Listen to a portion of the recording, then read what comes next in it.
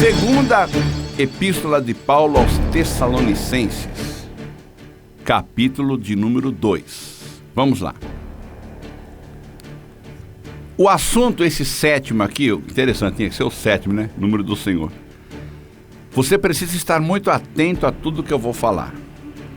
Eu vou ler. Ora, irmãos, rogamo-vos pela vinda de nosso Senhor Jesus Cristo e pela nossa reunião com Ele, que não vos movais facilmente do vosso entendimento, nem vos perturbeis, quer por espírito, quer por palavra, quer por epístola ou cartas, né? Como de nós, como se o dia de Cristo estivesse já perto. Eu preciso explicar isso aqui.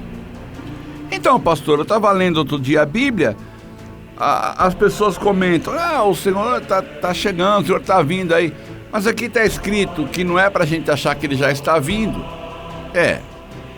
Paulo escreveu isso há quase 2000 anos atrás. Paulo escreveu esse versículo, ele está falando com os irmãos dos Tessalonicenses, Tessalônica, com a igreja de 2000 anos atrás, quase, né? 2000 anos atrás, pouco menos. Mas ele estava escrevendo isso há 1950 e alguns anos atrás. Então, naquela época, muitos crentes já queriam parar de trabalhar, não queriam fazer mais nada, mas Jesus está voltando. Aí Paulo explica, olha, não vai ser assim. Vão ter algumas manifestações, vão acontecer algumas coisas. E essas já estão acontecendo. Aí sim, hoje já estão acontecendo. Vamos continuar. Aí ele diz assim, versículo 3: ninguém de maneira alguma vos engane, porque não será assim sem que antes venha a apostasia e se manifeste o homem do pecado, o filho da perdição, o qual se opõe e se levanta contra tudo que é Deus, tal. Muito bem, tá? Aí vai falar do templo, que ele vai se assentar lá. Aí já seria um estudo muito mais prolongado, pegando junto com Daniel, tudo. Mas aqui é o mais importante.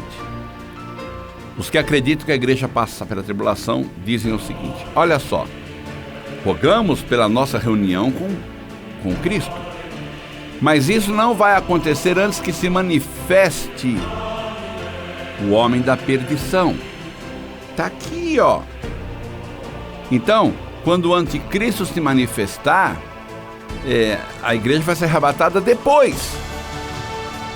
E pegam apenas essa passagem bíblica, é isso que eu quero ler, é isso que eu quero crer, e não adianta ler outra coisa, não adianta falar outra coisa. Deixa eu te dizer algo, que logo em seguida aqui já vai explicar, tá? O anticristo, por exemplo, se a igreja for arrebatada daqui a uma semana, o anticristo já se manifestou no mundo aí, ele estaria por aí já. As coisas dele, eu vou ler já estão manifestas. Lembra daquele último advento que eu falei? Arrebatamento da igreja, grande tribulação, milênio, a volta, ou melhor, grande tribulação, a volta do Senhor, aí vem o milênio, o juízo final. Isso aí é uma última trombeta, sabe? Não é como aquela primeira que Deus criou os céus e a terra, tal. Já é a última, onde a igreja vai passar com o Senhor a eternidade e muitas outras coisas que virão que nós nem sabemos, né? Tem coisas que nós não sabemos. João foi escrever e o anjo falou, não escreve não, isso aí deixa retido, só quando a gente subir a gente vai saber o que era. Muito bem, então nós temos que ter um certo zelo em levar muito ao pé da letra as coisas e dizer, eu quero acreditar que é isso e pronto. Não, a Bíblia diz isso aqui. Então, Paulo talvez não explicou tão bem como ele explicou lá em outro capítulo em Tessalonicenses mesmo, quando ele fala que subiremos juntos, que o arrebatamento vai ser os mortos ressuscitam, depois os que estão vivos, e subiremos juntamente. A manifestação do anticristo já está aí. Sabe quando ele já começou a se manifestar, o anticristo? na vida de Hitler. Já é uma manifestação do anticristo. Já é um espelho, não é ele ainda. O anticristo vai ser mais maldoso. O Hitler, César, Nero são bonzinhos perto do que vai vir aí. Mas já está tendo uma manifestação. Deixa eu só terminar esse assunto aqui, eu vou te explicar algo, vou mostrar algo na Bíblia aqui para você entender melhor ainda. Quer ver? Versículo 7. Presta atenção nisso, ó. Porque já o mistério da injustiça opera. Isso há quase 2000 anos atrás, tá? Já operava a injustiça. Somente a um que agora resiste, até que do meio seja tirado. E então será revelado o iníquo, a quem o Senhor desfará pelo sopro da sua boca e aniquilará pelo esplendor da sua vinda, que é aquela no final da grande tribulação. Tá? Agora, o próprio apóstolo Paulo aqui está dizendo que antes dele se manifestar, agora mesmo, aparecendo mesmo, ou dominando, porque o anticristo, deixa eu explicar uma coisa, o anticristo não vai chegar, a igreja vai arrebatada hoje, ele vai chegar amanhã e falar, eu que mando no mundo, tá? Não é assim, não é desse jeito. Então, aquilo que eu falo, de repente já está se manifestando por aí já. Há alguns anos atrás, deixa eu ver, no nosso próprio governo brasileiro, foi mostrado uma ideia de um chip na mão. Tá? Se você entrar na internet lá, você vai ver. Já de alguns anos atrás, tá? Olha, nós temos uma grande quantidade de documentos, RG, carteira de motorista, para que tudo isso? Estamos bolando, está sendo feito um chip para colocar... Olha só, isso já é uma apresentação do anticristo, ou pelo menos da ideia do anticristo, né? Não foi o anticristo que falou, mas é uma ideia do que o anticristo vai usar. Tá entendendo? Então já está tendo, há poucos anos atrás também, inclusive aos dias de hoje, se fala de um governo único, uma única ordem mundial. Isso já é falado faz tempo. Isso já é uma manifestação do anticristo.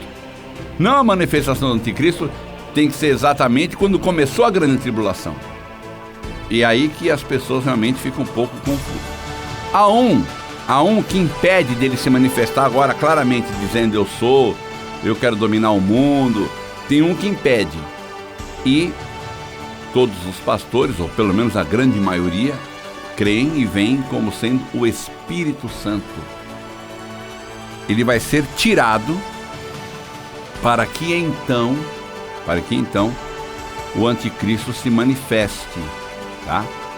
Ora, quando o Espírito Santo é tirado, aí a igreja fica? E eu já perguntei aos que creem que a igreja vai passar pela tribulação, e sabe qual é a resposta? Não, mas você tem que ver aqui, eu fico doente com isso, modo de dizer. Não, me explica isso aqui. Não, mas vamos ver lá. Quer dizer, a pessoa não tem a resposta e ela quer acreditar em outra coisa que ela viu ali e não tem a resposta aqui. Porque se o Espírito Santo é tirado, ele é tirado, a igreja é tirada junto. Eu vou falar por quê. Vamos lá. Evangelho de São João, capítulo 14. Evangelho segundo São João, capítulo 14.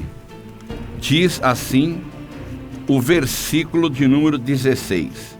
Jesus falou: E eu rogarei ao Pai, e Ele vos dará outro Consolador, para que fique convosco para sempre. Para sempre. Aí ele vai falar o Espírito de verdade, o Espírito Santo, que nós sabemos que é. O outro Consolador que ele enviou é o Espírito Santo, que estará convosco para sempre. Jesus não disse, olha, eu vou enviar um outro Consolador, vai estar com vocês, tá? Até o momento que o anticristo fosse manifestar. Aí eu vou tirar ele e vocês se virem aí com o anticristo, sem a presença do Espírito Santo. Ele falou, para sempre. Estará convosco para sempre. Ora, se o Espírito Santo Eu estou lá no mesmo versículo no mesmo capítulo de Tessalonicenses. Se o Espírito Santo é tirado para daí se manifestar, Paulo, ele usou aqui, não deu tanta veemência na cronologia, né? Mas nós entendemos então, melhor ainda com o que eu vou ler. Você vai logo entender. O Apocalipse 22, aqui, versículo de número 17, diz assim: e o Espírito, que é o Espírito Santo, está com E maiúsculo, né? E a esposa, que é a igreja, dizem, vem. Ou seja, vem, Senhor, vem nos buscar. O Espírito, há um que ainda resiste. Olha, o anticristo não vai se ele não se manifesta publicamente, ele já está aí, tá? É o que eu entendo aqui no capítulo 2. A igreja não vai subir antes de ter uma manifestação do anticristo.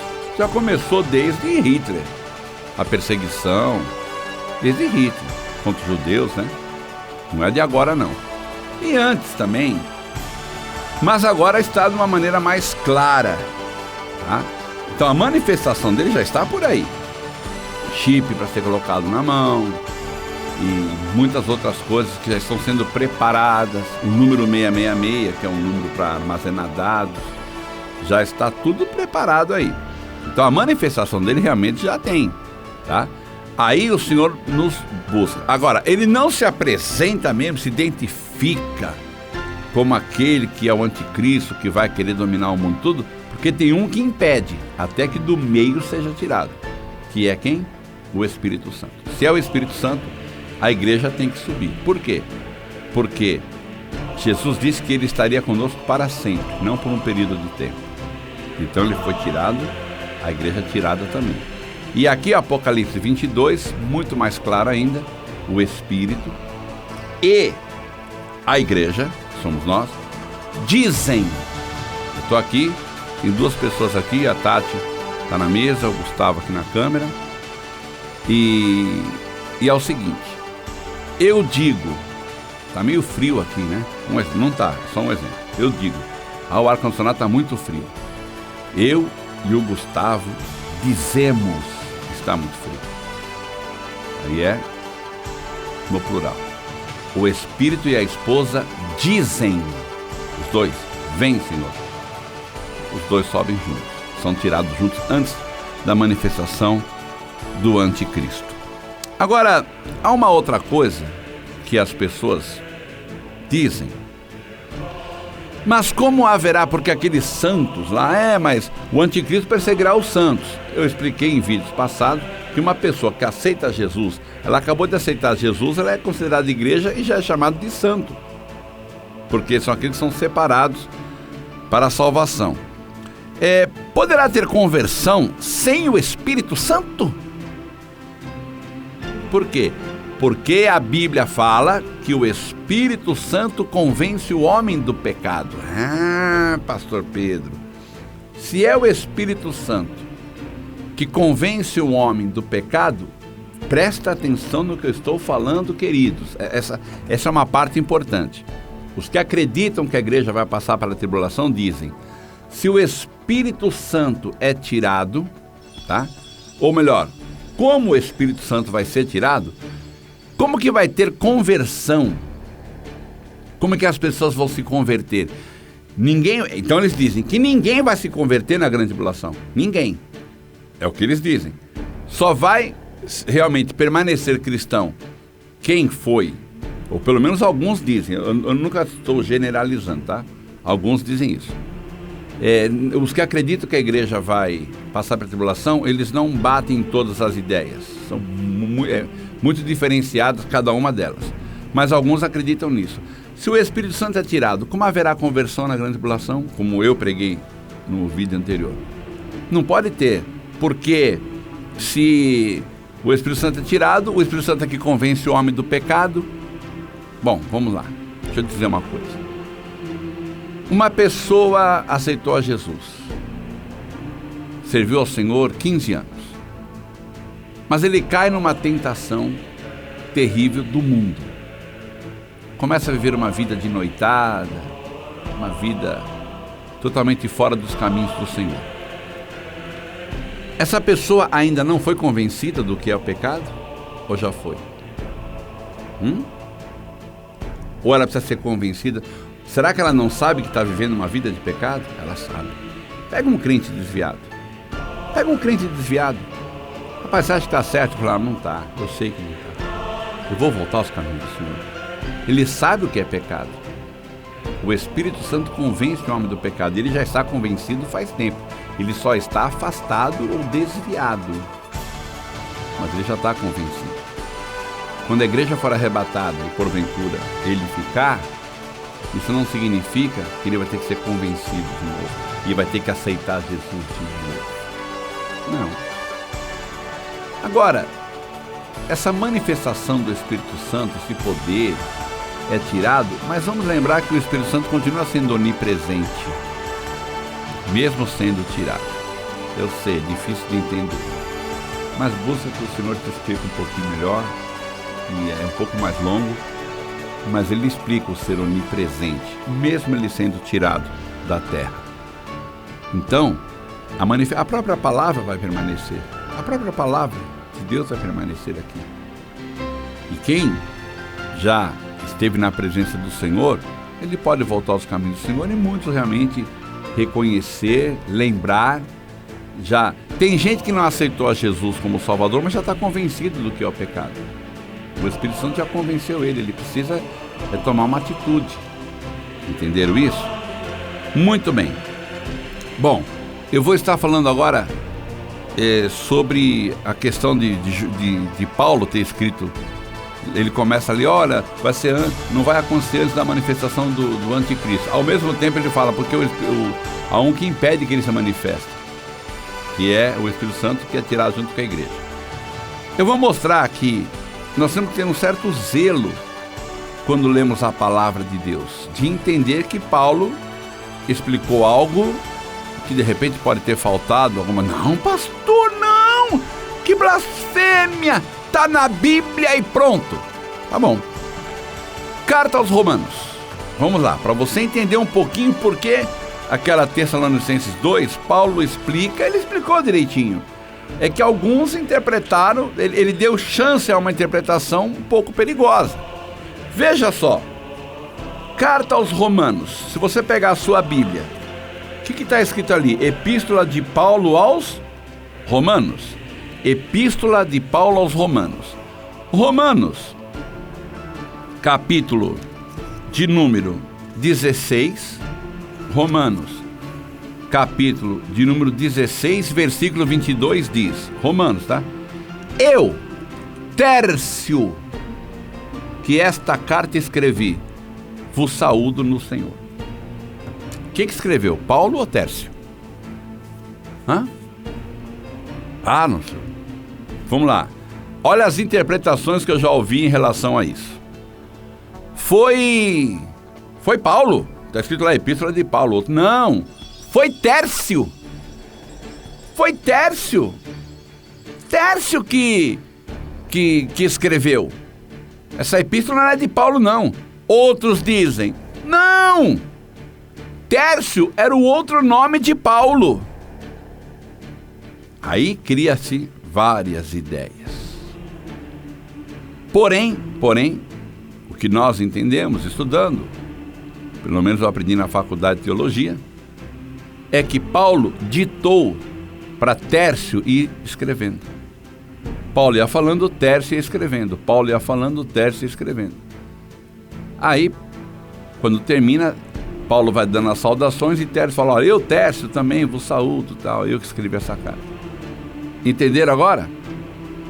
Compreenderam agora? Então, foi isso que aconteceu.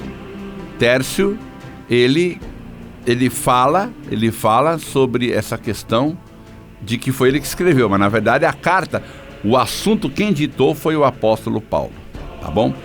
Veja só outra coisa interessante ainda, na carta aos Coríntios, capítulo de número 1. Eu quero a sua atenção redobrada agora. Eu queria, se fosse possível, não precisa falar, tá, Tati, Gustavo, aqui vocês não precisam falar no microfone, tá? Mas eu só quero que você imagine que você está lendo este livro, que foi Paulo que escreveu. É uma coisa simples, mas eu vou ler aqui, vocês vão entender. Paulo está muito chateado, porque uns diziam lá em Coríntios, eu sou de Paulo, eu sou de Pedro, eu sou de Tiago, eu sou desse. E nós somos de Cristo, né? Então ele fica muito chateado com isso, por causa dessa questão de dizerem eu sou de Paulo, eu sou de Pedro. Então, veja só, quer ver, ó? Ele fala aqui no versículo 13. Está Cristo dividido? Foi Paulo crucificado por vós? Ou fosse vós batizados em nome de Paulo? Presta atenção agora. Dou graças a Deus, versículo 14, porque a nenhum de vós batizei, senão Crispo e Gaio. Paulo disse, eu não quero saber, Paulo disse. É aí que entra o perigo. Eu não quero saber, Paulo disse, pronto. Não batizei ninguém em Coríntios, exceto Crispo e Gaio. Se eu perguntasse para você, dentro do que você acabou de ouvir, quantas pessoas Paulo batizou em Coríntios? Você ia dizer 2, é isso? Crispo e Gaio, porque Paulo disse. Ele falou, e agora não adianta mostrar outra passagem. Paulo disse e pronto. Muito bem. Versículo 15. Para que ninguém diga que fosse batizado em meu nome. Só que escrever naquela época demorava, não era agora. Então, pronto. Vou ler o versículo 16. E batizei também a família de Estéfanas. Pergunto, quantas pessoas Paulo batizou em Coríntios? Quantas? Eu estou olhando para lá porque tem pessoas lá respondendo. Quantas pessoas? Crispo, Gaio, não sei quantos, mas a família de Estéfanas. Paulo disse... Não, é Crispo e Gaio. Eu só quero acreditar que é Crispo e Gaio. Eu não quero ler os outros versículos lá. Eu não quero ler que o Espírito Santo vai ser tirado. Isso eu não quero ler, não. Só quero ler o de cima. Tá entendendo agora? Na verdade, Paulo batizou Crispo, Gaio e a família de Estéfanas. Essa é a verdade. E se eu te falar que não é? Quer ver? Ó. Ih, saiu no áudio aqui, eu pedindo um café. Deixa, não precisa cortar não, tá? Esqueci que tava gravando, eu pedi um café, mas para deixar, não tem problema não. O importante aqui é a palavra. Isso aqui ficou pra gente descontrair um pouquinho, tá bom? Deixa, não é pra tirar não. Vou ler agora. Versículo 16, quer ver, Tati? Só isso aqui, depois você continua com os seus trabalhos aí. E batizei também a família de Estéfanas. Além destes, não sei se batizei outros. Aí encerra o assunto. Dentro da palavra de Deus, quantas pessoas Paulo batizou? Não sei. A resposta é, eu sei que ele batizou Crispo, Gaio e a família de Estéfanas, mas se ele não sabe se batizou, quem sou eu para saber? Temos que tomar muito cuidado. Paulo disse isso aqui, ó. Aquele disse isso aqui, eu não quero acreditar, pastor Pedro, que se manifeste o anticristo. Ele não falou errado, mas seria uma manifestação já da vinda dele, do que pode acontecer. Não quero acreditar nisso não, porque ele falou isso e pronto. Mas os versículos abaixo? Não, de abaixo não quero ler.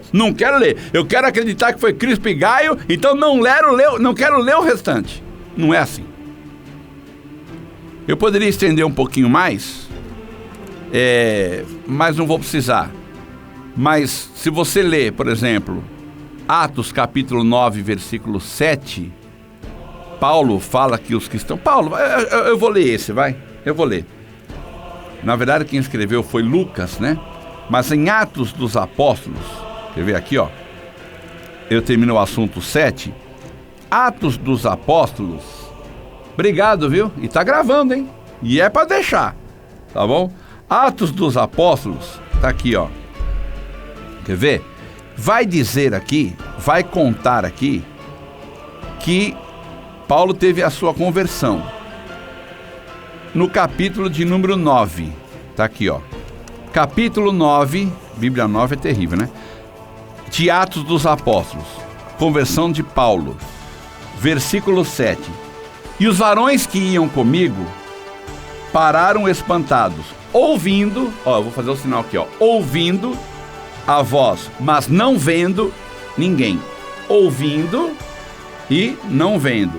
Ouvindo, certo, vendo não. No capítulo 22 de Atos dos Apóstolos, também é pronunciado este assunto. Aí, no capítulo 22, versículo 9. E os que estavam comigo viram e não ouviram. Está invertido. Já bati umas 3 vezes no microfone aqui. Deixa gravado isso também. Hein? Perceberam que é ao contrário? No 9, eles ouviram e não viram. No 22, eles viram e não ouviram. Talvez o mais correto seja o 22, porque está escrito assim, na verdade, foi isso. Por que Deus permitiu esse tipo de coisa? Você vai em Mateus capítulo 4, a tentação de Jesus, o pão, transforma essa pedra em pão, aí levou, aí tá escrito, Mateus fala, e levou ao pináculo do templo e disse, se joga daqui. Aí Jesus falou, não tentará o Senhor teu Deus. E depois disso, né, continuando, ele leva ele para um outro monte e mostra as riquezas, tudo isso te darei. Em Lucas, capítulo 4 também, está o pão, transforma essa pedra em pão, aí ele já mostra as riquezas. Tudo isso te darei. E depois o pináculo do templo. Mas o correto certamente é Mateus, porque Mateus dá uma sequência. Fez isso, depois fez aquilo e depois fez aquilo outro. E Lucas, ele fala, ele fez, transforma a pedra em pão, levou ali a um monte e mostrou as riquezas. Também, aí ele fala, também levou ele no pináculo do templo. Tá? Essas coisas estão na Bíblia para a gente poder entender que ela é verdadeira.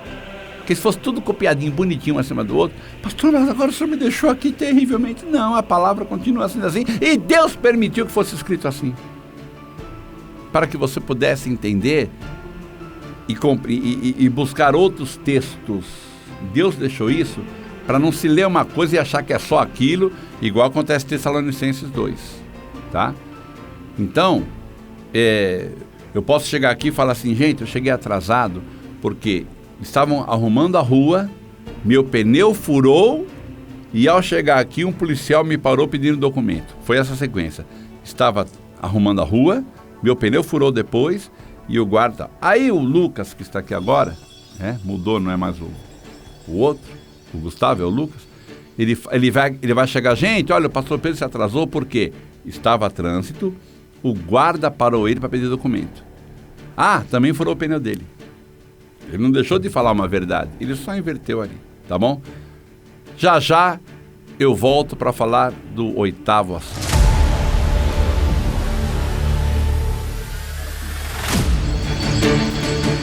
A grande tribulação, e muitos, não todos, mas muitos dos que pregam que a igreja vai passar pela tribulação, tiveram que dizer que essa tribulação não tem nada a ver com Israel, na verdade é um tratamento com a igreja, e não com Israel. E realmente fica difícil. Pegaram textos aqui e fizeram alguns fizeram algumas coisas absurdas aí. Mas eu vou ler Daniel 9, que vai falar dessa grande tribulação. Daniel, capítulo 9, versículo 24. Presta atenção. Deus falou para Daniel: 70 semanas estão determinadas sobre o teu povo e sobre a tua santa cidade. Quem é o povo de Daniel? São o povo de Israel, os judeus hoje. A santa cidade, Jerusalém. Veja, 70 semanas estão determinadas sobre o teu povo e a tua santa cidade, para extinguir a transgressão e dar fim aos pecados, e para expiar a iniquidade, Expiar a iniquidade é alguém morrer por ela, né? Mas enfim, e trazer a justiça eterna, e selar a visão e a profecia, e para ungir o Santo dos Santos, que é o Messias. Muito bem. Sabe e entende. Desde a saída da ordem para restaurar e para edificar Jerusalém até o Messias, o príncipe, 7 semanas e 62 semanas. As ruas e tranqueiras se reedificarão, mas em tempos angustiosos. Veja só, 7 e 62. Ó, desde a saída, ali nós encontramos em Neemias, né, quando ele vai restaurar ali o templo, a cidade, quer dizer também, né, Jerusalém, tudo. Esse tempo terá 7 semanas. Cada semana dessa de Daniel, na verdade são 7 anos, tá? Ah, mas você acha? Não, você encontra aqui no Antigo Testamento a semana de anos também. Alguém alugava, por exemplo, uma terra, tá? Eu quero plantar café, quero alugar ali. Por quanto? 2 semanas. Não pode ser 14 dias, tem que ser 14 anos. Tá? Então, é só um exemplo que eu dei. Essas coisas, a história comprovou que já aconteceram. 7 semanas ou 49 anos. Aí mais 62 até o Messias ser tirado. Quando Jesus foi tirado da terra. Quando ele subiu para o céu. Então presta atenção. 7 semanas mais 62. Quanto que dá? 69. Quantas semanas estão determinadas para o teu povo? 70. Então está faltando uma. Pastor, não está batendo isso aí não. Espera aí. Se completou 69 semanas quando Jesus subiu para a glória e só faltava uma semana, 7 anos, já vai dar 2000 anos que Jesus subiu? Não está escrito 70 semanas consecutivas. E sim 70 semanas. Você quer ver? Eu vou forrar, está aparecendo aqui, isso aqui está, né? Normal, né? Eu vou forrar essa sala com esse material. Eu preciso de 7 dias para fazer isso, tá? Tá bom. Segunda-feira, eu começo fazendo o teto. Terça-feira, termino o teto, faço essa parede até um certo ponto. Quarta-feira, termino aqui e faço lá. Quinta, sexta, tá? Sábado. Aí fica faltando esse pedacinho aqui, ó, que eu faço em um dia. Eu falei que eu preciso de 7 dias. Mas quando falta esse pedacinho, dizem para mim, olha, esquece isso aí por enquanto, você precisa forrar uma outra sala. Eu forro uma outra sala. 1 mês para forrar. Aí passa, vai indo. Eu fico 1 ano fazendo serviço. Depois de 1 ano, ô Pedro, termina aquela parede lá para mim. Eu venho em um dia e faço. Quantos dias eu precisei para fazer? 7. Mas demorou mais de 1 ano. Então, não está escrito 70 semanas consecutivas, e sim 70 semanas. Isso é importante você entender. Mas aí vem a grande tribulação. Ele vai explicar aqui a grande tribulação. Versículo 27. E ele firmará um concerto com muitos por 1 semana. E na metade da semana fará cessar o sacrifício, tal, porque... é até importante isso, tá? Peraí, eu ia deixar passar, não vou não. E na metade da semana fará cessar o sacrifício e a oferta de manjares. Aí vai vir o assolador, que é exatamente o anticristo, na metade da grande tribulação. Preste bem, na metade da grande tribulação não é que ele vai surgir, ele vai proibir o sacrifício contínuo. Entenda uma coisa, essa última semana é um tratamento principalmente com Israel. É a hora de Israel reconhecer Jesus como Cristo ou Messias. Pelo menos é o que está escrito aqui. Acreditar ou não, cada um tem a sua liberdade, tá? Mas é o que está escrito aqui. Então veja só. Essa passagem bíblica mostra um tratamento com Israel, porque quando começar a grande tribulação, vai ser reconstruído o templo em Jerusalém. vai ser feito sacrifício contínuo, oferta de manjares, vai voltar tudo isso. Aí na metade da tribulação, o anticristo vai dizer, chega, não pode mais. Aí, eu conversando com muitos que acreditam que a igreja vai passar pela tribulação, e eles não acreditam que essa passagem é para Israel, porque senão não vai bater com a teoria deles. Aí, conversando com eles, falando, eu disse, a igreja sacrifica animais? Oferta de manjares? Sacrifício contínuo? Isso é judeu, no templo. Ah, não, mas é que aqui... Aí complica, né? Complica. E eu vou te falar uma coisa, irmãos. A pessoa, quando prega uma coisa, ela quer acreditar, que nem ela vai lá em Paulo, que eu expliquei agora um pouquinho atrás aí, não, é aquilo. E aqui? Não, aqui é ilusório, aqui, na verdade, é só um exemplo, é figurativo. Então, assim, eu percebo que quem prega que a igreja vai ficar na tribulação, quando você mostra alguma coisa na Bíblia que não bate com o pensamento dele, ele fala que é figurativo. Quando bate, não é figurativo. Não, mesmo sendo figurativo, não é, tá? Não, aí é... Assim fica meio difícil. Eu espero que você que esteja assistindo não seja assim, mas use um pouquinho mais o seu raciocínio. Pode deixar a câmera aí mesmo, viu? E não precisa cortar, não.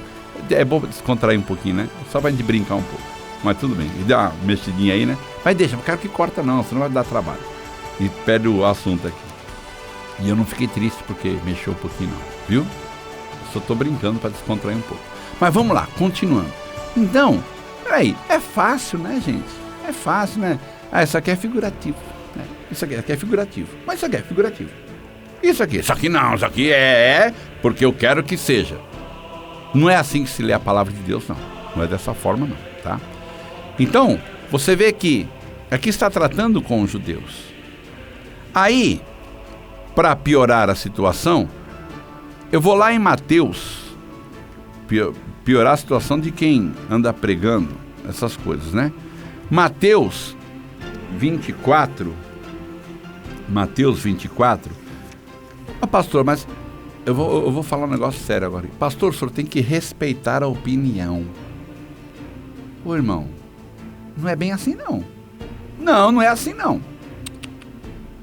Se essa opinião está tirando gente da igreja, está levando jovens a se desviar, eu respeito?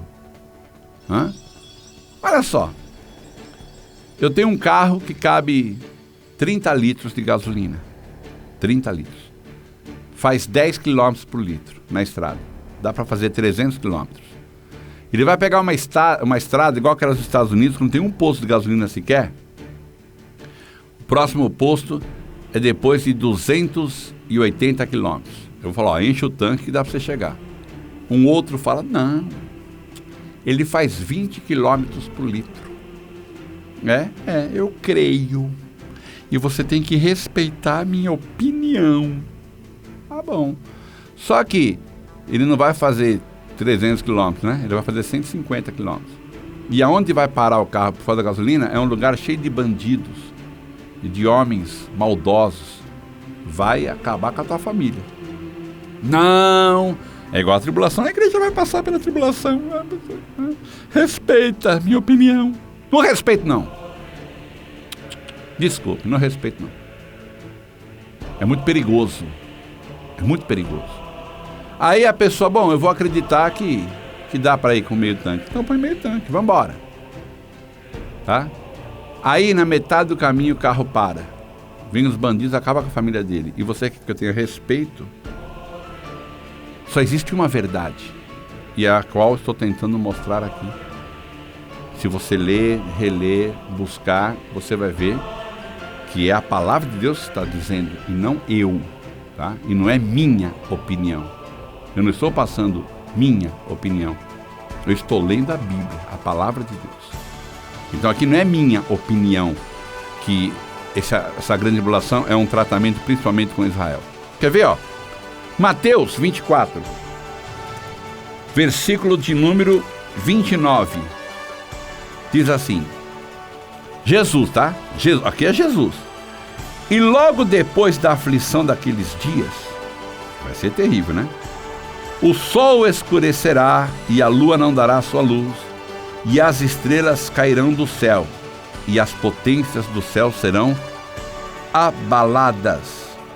Então aparecerá no céu o sinal do Filho do Homem, e todas as tribos da terra se lamentarão, e verão o Filho do Homem vindo sobre as nuvens do céu, com poder e grande glória. Aí eu quero acreditar, eu vou mostrar o que eu quero acreditar. Aqui é o seguinte, ó. Esse aqui é o final da tribulação. Quem crê que a igreja é arrebatada antes ou depois, sabe que aqui é o final da tribulação. O sol escurecerá, cairão as estrelas, tal. Muito bem. Aí é que o Senhor aparece, tá vendo? Ó? Ele aparece com os crentes que morreram antes, né? E é nessa hora que nós somos arrebatados. Eu vi um pregar isso. Peraí. Ou eu mostrei nos vídeos anteriores que na grande tribulação morre porque aceitou a marca da besta, ou morre porque não aceitou. Como é que vai ter vivo para ser arrebatado aqui? Complicado, né? Bom, então, mas aqui, ó, tá aqui, ó, aí ele vai juntar todos, aqui que ele fala, ó, ele vai juntar todos os crentes. Vamos ler? Vamos lá. E ele enviará os seus anjos, aqui é o finalzinho da tribulação, tá acabando, Jesus tá vindo, e aí que vão reconhecer, realmente ele é o Messias, tá? E ele enviará os seus anjos com um rígido clamor de trombeta, os quais ajuntarão os seus escolhidos, desde os quatro ventos, de uma a outra extremidade dos céus, e não da terra, dos céus. Dos céus. Sabe o que as pessoas pensam? Que o céu é um negócio pequenininho assim, porque todo crente lá encolhido, tudo esperando assim. Se a terra é uma fagulha, se a terra é um grão de areia perto do universo, imagina o que é o céu. Aí o anjo vai e chama todos os escolhidos das quatro extremidades dos céus. Foi uma maneira de dizer. Aí ele escolhe para vir junto com Cristo. Mas sou chamado no céu e não na terra. Pelo menos o que a minha Bíblia está dizendo. Vamos lá. Continuando aqui. Versículo 32, né? Aprendei essa parábola: a figueira, quando já os seus ramos se tornam tenros e brotam folhas, sabeis que está próximo o verão. Tá vendo aqui, ó? Esses sinais já estão acontecendo. Já está vindo aí, Jesus está voltando mesmo, os sinais. Igualmente, quando virdes todas essas coisas, sabei que está próximo às portas. Tá? Você vê que essa passagem, Jesus está falando com os judeus, com todos os eventos que estão acontecendo na tribulação. Aí é que eles vão começar a acreditar no que está escrito aqui. E em verdade vos digo, que não passará esta geração sem que todas essas coisas aconteçam. Ué? Não passará esta geração? Pastor, agora complicou. Peraí. Jesus falou isso aqui, ele estava com uns 30 anos de idade. Ele falou isso mais ou menos, você pega 2021, tira 30 anos, 1990 anos, mais ou menos. Não dá pra fazer a conta não. Faz pra mim aí, ó. 2021 menos 30, é que eu tô com o raciocínio aqui. 2021 menos 30, ou menos 30, 31, 1991, então acertei. Eita, tô bom de matemática aqui. 1990 anos atrás. Peraí. Quantas gerações já passaram depois que Jesus falou isso? Não passará essa geração? Como? Agora entenda o seguinte. Jesus está falando da grande tribulação. E ele está falando com o povo de Israel. Que não passará aquela geração. Esses são 7 anos. Aí sim. Aí bate. Entendeu? Olha, porque o sol vai escurecer. Quando? Na tribulação. Porque haverá aflição quando? Na tribulação. E não vai passar essa geração. Essa geração que vai estar vivendo ali. Porque não pode ser a geração que vivia antes. Por isso que em Tessalonicenses Muitos começaram a falar, não vai passar essa geração. Eles não compreenderam que ele estava falando lá da grande tribulação. Tá certo? Depois você fica vendo esse vídeo uma vez, você pode ver os tópicos, tá? 1, 2, 3, 4, ficar repetindo para você entender um pouquinho melhor. Apocalipse, capítulo de número 12, versículo 1. Apocalipse, capítulo de número 12, versículo de número 1. Aí vai falar da mulher. E viu-se um grande sinal no céu, uma mulher vestida do sol, tendo a lua debaixo dos seus pés e uma coroa de 12 estrelas sobre a sua cabeça. Tá? Ela estava grávida para dar à luz, tal, muito bem.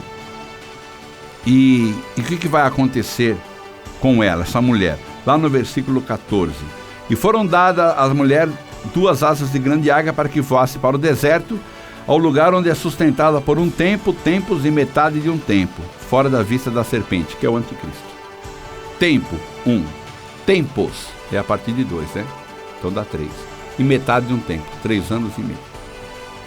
A igreja, essa mulher é a igreja. Eu quero acreditar que é a igreja. Eu não quero acreditar, olha só, hein, que é Israel. Não quero. As 12 estrelas são as 12 tribos de Israel. Olha, eu não falei ainda aqui, depois você vai ler, não vai ser necessário, mas aparece aqui 12 mil de cada tribo, 144 mil de Israel, são 12 mil de cada tribo. Isso aqui está em Apocalipse, não é igreja, tribo de Israel. Não, mas eu quero acreditar que 144 mil é a igreja também. Aí fica difícil, né? Não, essa mulher aqui é a igreja. Não, essa mulher não é a igreja. Essa mulher é Israel. Conhece a história que José, ele teve um sonho. Ele falou, pai, eu vi o sol, a lua e 11 estrelas. Não foi isso? Que se prostravam diante de mim, que são os 11 irmãos dele, né? São 12, mas são 11 irmãos. Jacó, o pai dele, interpretou assim, eu, tua mãe e os teus irmãos vamos nos prostrar diante de ti? Certamente Jacó não entendeu direito a profecia. Porque, na verdade, a esposa de Jacó, ou a mãe de José, já tinha morrido aqui, quando nasceu Benjamim. Ela já tinha morrido. E também, Jacó não teve que se prostrar diante de José. Agora, os 11 irmãos se prostraram. Pastor, mas e o sonho? O que significa? Você sabia que Faraó, ele era considerado Deus Sol? E ele chamava a lua de sua irmã? Quando José interpreta os sonhos, ele fala, haverá um homem tão inteligente e tão sábio como este? Olha aí, a lua e o sol se prostrando diante de José. Se cumpriu. Tá? Então essa mulher é Israel. Com certeza é Israel. Tá? E aí eu falei, haverá 3 povos, 3 tipos de pessoas na tribulação. Os que morrem porque aceitaram a marca da besta, os que morrem porque não aceitaram a marca da besta, tá? E os que vão ser guardados, judeus, guardados 3 anos e meio, fora da serpente, para quando Jesus vier e reinar, nós vamos reinar sobre quem? Sobre ninguém, se morreu todo mundo? Não, esses milhares de judeus vão povoar a terra de novo no milênio. Entenderam isso? Tá? Espero que tenha ficado bem claro aí. Eles falam assim, né? A mulher, já vou terminar esse assunto. A mulher gerou Jesus. A mulher gerou Jesus. A igreja gerou Jesus. Nossa, meu Deus. Foi a igreja. Porque aqui fala que ela estava grávida para dar à luz a um filho, essa mulher, né? Esse filho todos nós sabemos que é Jesus, porque está dizendo aqui, ó, estava grávida com dores de parto, gritava com luz e tal, aí aparece aqui o diabo, aqui tá bom, no versículo 5, e deu à luz um filho, um varão que há de reger todas as nações com vara de ferro, e o seu filho foi arrebatado para Deus e para o seu trono. Aqui deu uma resumida, né? Jesus nasce, tentaram matar, até que mataram todas as crianças de 2 anos para trás, mas ele escapa, né? E aí ele já subiu. Aqui deu uma resumida em tudo. Jesus já subiu aqui com o Pai no trono de Deus. Tá? Então todos reconhecem que essa mulher está gerando Jesus. Mas não foi a igreja que gerou Jesus, foi Israel. Jesus veio de Israel. O leão da tribo de Judá, Israel. E é impossível essa mulher ser a igreja, porque a igreja não gerou Jesus. E eu vou mostrar isso aqui numa outra passagem bíblica, tá? Mateus 24. Mateus 24. E é importante, estou em Apocalipse, né? Fica difícil, né? Mateus 24. Tá aqui. Se a minha Bíblia é nova, é complicado de... Tá, mas eu já achei aqui. Versículo 15. Diz assim: quando, pois... Ah, não, aqui eu estou provando ainda a relação ao negócio dos judeus lá. Quando, pois, vides que a abominação de desolação que falou o profeta Daniel está no lugar santo. Tá vendo Jesus falando de Daniel? Desculpa, isso aqui eu vou dar uma voltadinha naquele assunto lá. Tá? Quem lê entende, os que estiverem na Judéia, fuja para os montes. É a igreja que vai estar na Judéia? E quem estiver sobre o telhado, não desça a tirar alguma coisa. Quem estiver no campo, tal. Ai das grávidas e as que amamentam, porque vai ter que fugir. Porque quando o anticristo assentar no trono lá, querendo ser Deus, ele vai perseguir todos os judeus. Orai para que a vossa fuga não aconteça no inverno nem no sábado, porque o inverno lá é terrível, principalmente na Europa, né? Onde tem mais judeus. E também o sábado, porque o judeu guarda o sábado. Então aqui, claramente, está falando deles, tá bom? Bom, foi ali a igreja que gerou Jesus. Deixa eu lembrar uma passagem bíblica. O apóstolo Pedro, para encerrar esse assunto aqui. Ô Jesus, tu és o Filho de Deus, tal. Aí Jesus fala, tu és Pedro, e sobre esta pedra edificarei futuro a minha igreja. Quem gerou a igreja foi Jesus. Edificarei a minha igreja. Quem edificou a igreja foi Jesus, e não Jesus. Ou melhor, quem gerou a igreja foi Jesus, e não a igreja que gerou Jesus. Jesus gerou a igreja, e não ao contrário. Tá bom?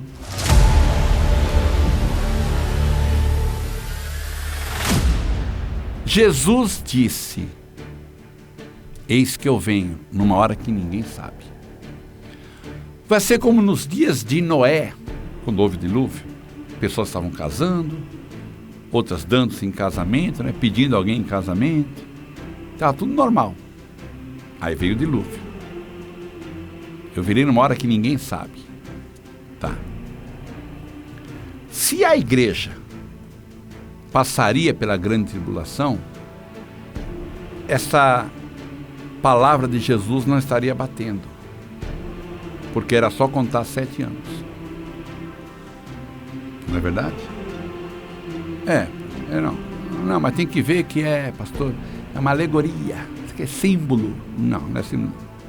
Ele disse, eu virei numa hora que ninguém sabe, uma hora que ninguém espera. Foi isso que ele disse. Uma hora que ninguém está imaginando. Agora, começou a tribulação, vem o anticristo, na metade da tribulação, ele se assenta lá no trono, dizendo que é Deus. Eu conto 3 anos e meio, certinho, bonitinho, pá. Como é que ele vem numa hora que ninguém sabe? Isso só pode ser a hora do arrebatamento da igreja, porque depois saberão. Então veja só, eu vou ler aqui para vocês o que está escrito em Mateus, capítulo 25, para os dias de hoje. Preste atenção. Mateus 25, versículo 1. Então o reino dos céus será semelhante a 10 virgens, que tomando suas lâmpadas saíram ao encontro do esposo. Será que vocês perceberam algo aqui muito importante ou não? Não, eu conheço essa parábola. Preste atenção. Jesus, nas parábolas, ele diz, o reino dos céus é assim. O reino dos céus é dessa forma. O reino de Deus é assim. Aqui ele disse, será. Futuro, presta atenção. Então o reino dos céus, Mateus 25:1, será semelhante a 10 virgens. Será, futuro. Ah, pastor, é no futuro? Não. Na época era, mas o futuro que seria é hoje. É hoje. Esse futuro já chegou. Tudo bem, há 1991 anos atrás, 1990 anos atrás, o reino do céu será, então seria futuro. Mas já passaram esses 1990 anos, nós estamos aqui. Ainda não será, já é. Ele já é. É agora. 10 virgens. Você conhece a história, né? 5 eram prudentes, 5 loucas. As loucas, tomando as suas lâmpadas, não levaram azeite contigo, tá bom?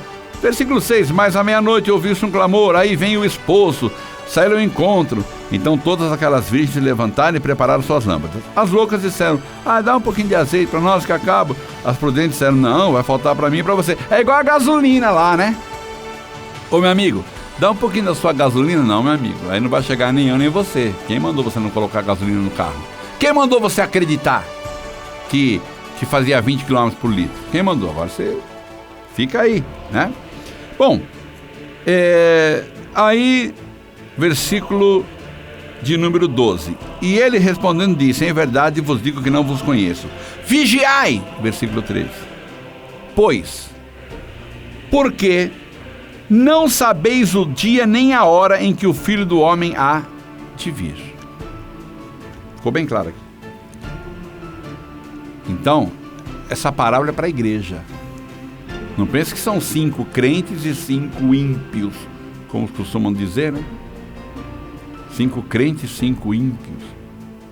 Eu te digo, tem crente mais ímpio do que descrente. E tem descrente mais justo do que crente. Mas o que salva é crer em Jesus. Bom, essa é a verdade. Mas, são 5 crentes e 5 ímpios. Não, são 10 crentes. Só que 5 é prudente, 5 não é. 5 estão brincando com o Senhor. E aí, eles ficam. Eles não são salvos. Tá? O reino do céu será assim. Então vigia, porque eu virei numa hora que ninguém sabe. Não pode ser na grande tribulação. Porque daí todos nós sabemos. Eu tenho o versículo final. A passagem final. Apocalipse. Capítulo 16, e vai ser muito importante você acompanhar isso. Já estava aqui. Apocalipse 16. Mais uma vez, estou aqui. 2, olha. Mas vamos lá. O último ato que acontece na grande tribulação, isso quem crê antes, no meio, depois, sabe disso. Vai ser a batalha do Armagedon. O anticristo forma o seu exército para batalhar contra o Senhor, hein? Que coisa, hein? Aí o Senhor vem com poder e glória com a igreja. Tá? Cairão pedras de mais ou menos 40, 50 quilos, mais ou menos, misturado com fogo, para consumir aquele exército. Será tanto sangue que vai até o freio dos cavalos, né? Um cavalo de guerra, mais ou menos. Não dá nem para ver aqui, né? Dessa altura assim, onde fica o freio na boca dele, é a altura da quantidade de sangue que vai correr como um grande rio. Bom, essa é a última ação do livro da grande tribulação, quer dizer, da grande tribulação. É a última ação. Preste atenção no que eu vou ler. Preste atenção. Agora a atenção tem que ser redobrada.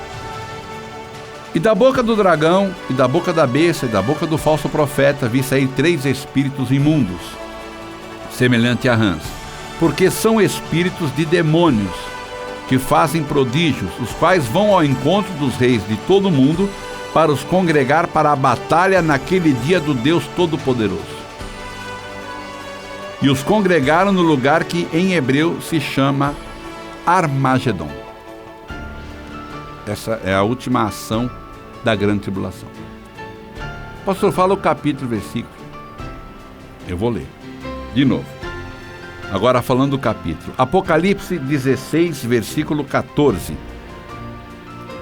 Porque ou melhor, vão ao encontro dos reis de todo o mundo para os congregar para a batalha naquele grande dia do Deus Todo-Poderoso. Versículo 14.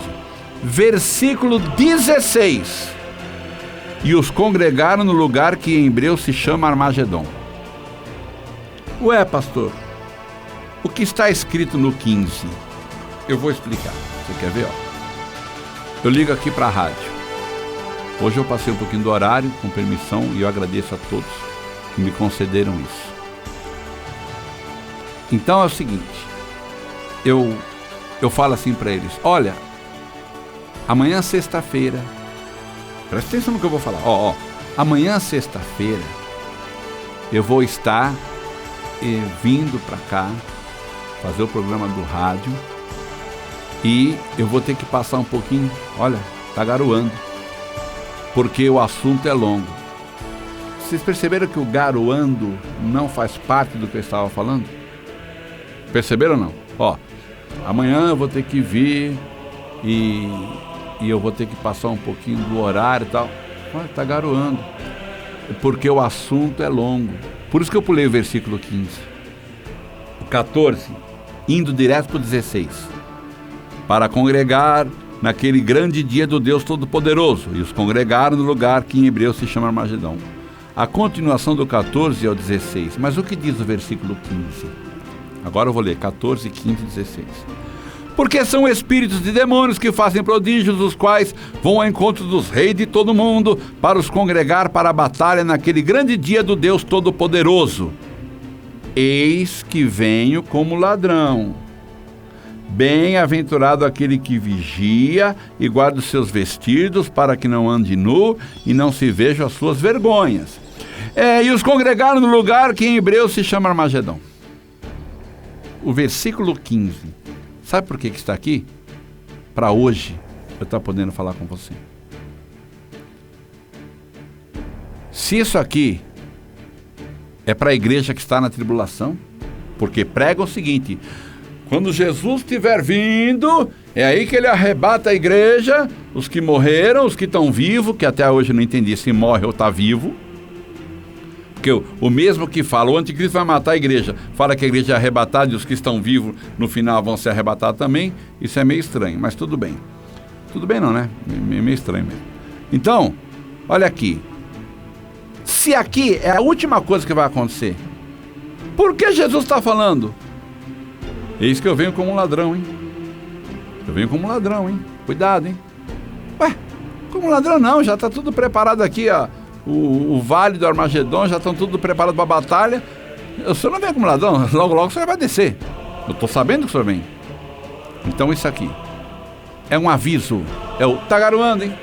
Tá entendendo? Cuidado, hein? Eu não quero que vocês estejam aqui nessa época, hein? Igreja, eu vou arrebatar vocês uma hora que ninguém imagina. E como eu vi um falar, esse negócio aí é filme de Hollywood. Não. Porque Hollywood também mostrou o mar se abrindo e Israel passando. Deu um belo de um filme. Hollywood podia mostrar Elias subindo, ou Enoque. O Deus a quem eu sirvo, o Jesus Cristo que eu sirvo, quando ele derramou o sangue dele na cruz do Calvário, ali lhe deu autoridade para arrebatar 1, 2 ou milhões ao mesmo tempo, porque ele tem poder. Muito obrigado. Fiquem na paz do Senhor Jesus.